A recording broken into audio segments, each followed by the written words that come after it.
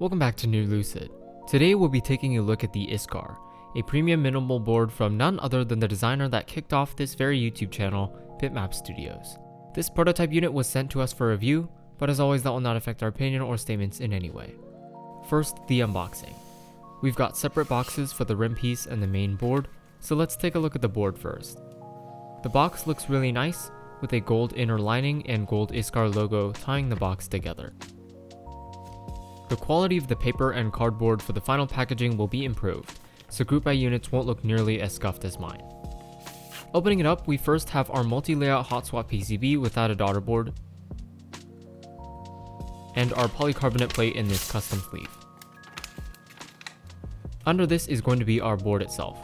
Inside we have our thin and thick gaskets, screws and bottom feet, optional PE foam, and the top and bottom case together.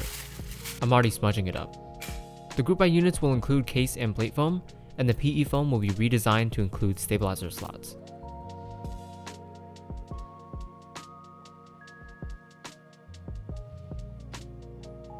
Now let's take a look at the rim.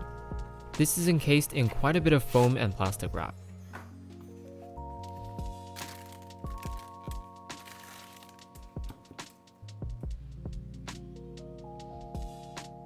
Our configuration today is a black case with a black mirror PVD weight and a silver mirror rim.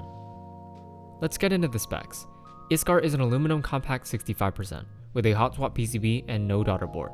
This supports stepped caps and a 7U bottom row. Case color options are black, e-white, navy, and plum, and rim colors are silver PVD, black PVD, gold, and rose gold. Rims are stainless steel except for rose gold, which is aluminum. Plate materials are polycarbonate, aluminum, and brass, with polycarbonate being the default. QMK and VIA are both supported, and the typing angle is 7 degrees. The price is $490, with the group buy running from January to February 2022 at bitmapstudio.xyz. The unit count for the buy will have a soft cap, which is still not yet determined. For this build, I managed to get my hands on some nylon stabies. I applied 205 grade 0 pretty conservatively, and we'll see how they perform from here. Next, we'll put in some scuffed thin plate foam from my Glacier 80, and for the first configuration we're going with quartz switches in the polycarbonate plate. These have been lubed with 205 grade 0. Lastly, for the inner assembly, I'm going to add 2 layers of tape on the bottom of the PCB. With the inner assembly done, I'm going to apply the thick gasket strips to the bottom case, and the thin gasket strips to the top. Choosing to use thick or thin gaskets on each housing is entirely up to you. Thick gaskets on the bottom should provide a tiny bit more bounce, so this is what I'm going with. Next, we can close the cases, remove the weight, screw in the case screws, replace the weight, and apply the bottom feet. We'll be topping this off with Modern Dolch 2, which I have waited 2 years for. Let's take a listen.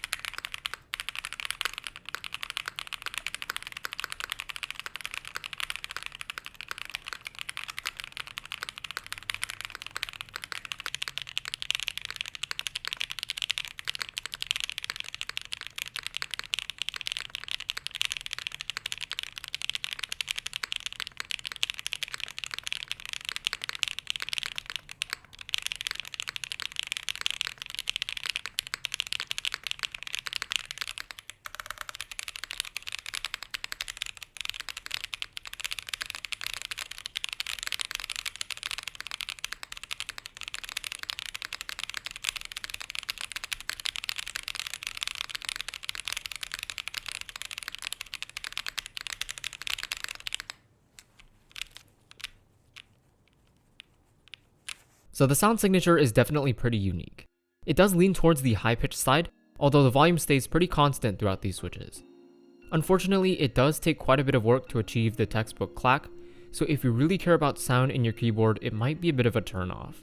Of course, since I use scuffed foam made for other boards instead of foam made specifically for the Iskar, your build may be different sounding even with plate and case foam. I recommend using some sort of plate foam, since it definitely makes the board sound more lively. Case foam is up to you, although I don't find the board to be hollow, so I would personally leave it out and enjoy the bounce. I would also recommend tape modding, as the base board leans towards the quieter side and could definitely use the added help. The typing feel is on the stiffer side with thick case foam. There definitely isn't a lot of space for the PCB to be pushing downward inside the case. Without case foam, there is a moderate amount of bounce. The design is where the price tag really shows. Immediately on the top is this very shiny rim, outlining the layout of the board. I really wish this was magnetic, like the back piece of the Mode 65, as that would make it super easy to swap out configurations. Not a big deal at all, I just think it would be neat. The side profile is pretty unique. The cuts in the top case are slightly curved, revealing a sliver of the bottom case. This was originally intended to be a dual tone accent, and the bottom case would be a different color. Unfortunately, this also didn't make it out of the planning phase, but I would love to see owners of multiple Iskars in the future mix and match their top and bottom cases. This same style of curved cut is also present at the front of the board. Moving to the back, we can see the black mirror PVD weight under the recessed center USB port. This is the most interesting part of the board, and although black is more on the subtle side, there will be options for gold and other colors that pop out more. Looking at this weight from the bottom, in the center is the Iskar logo, debossed and bead blasted. The weight also slightly curves towards the center, giving it some more sophistication. A pretty common complaint from viewers of the board is that the Iskar logo doesn't make a whole lot of sense and would be better off replaced with the bitmap logo. I personally don't really mind either, but I thought this was worth mentioning. The screws to remove the weight are hidden under the bottom rubber feet, and the 4 uppercase screws are cleverly hidden under the weight to preserve the cleanliness of the bottom. This is a little bit annoying when it comes to opening up your board and changing things around, but is a very appreciated aesthetic choice. Also on the bottom, we can see just how the curved side profile has affected the machining of the top case overall. In my opinion, the Iskar is a great execution of both the minimalist and premium styles of design, and manages to combine them together to form a beautiful desk piece that is able to be customized to match your unique preferred aesthetic. Material quality is where things get iffy. My prototype unit has anodization hooks on the inside of the case, and multiple pretty nasty scuffs on the black PVD weight. Also worth mentioning are the machining marks on the Iskar logo, but I think this actually looks pretty interesting. While streaming my Iskar build to a private Discord, we also discovered that the screw holes on the rim peculiarly had no threads, which made for a very frustrating 10 minutes of figuring out why the screws wouldn't screw. Try screwing. Just try screwing. The screws won't move, but there's no resistance either.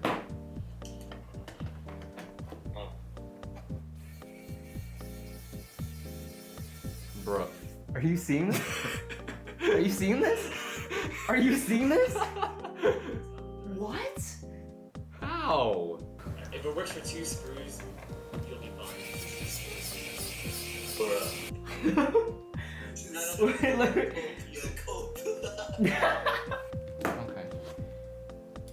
Oh god. I just want nothing to fall out. And then I'll say we're done with screwing. Okay. It's one after the other. Oh my god. There's actually no way. He's doing this Silicon Valley grind set, bro. Hiking while doing meetings, bro. We're done. It'd actually be pretty nice.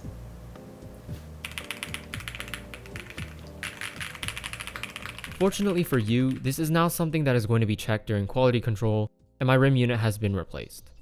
Despite the issues, I'm not worried at all about the group buy units. Bitmap said he would keep quality control tighter for Iskar than the Alpine 65, which already came out really good.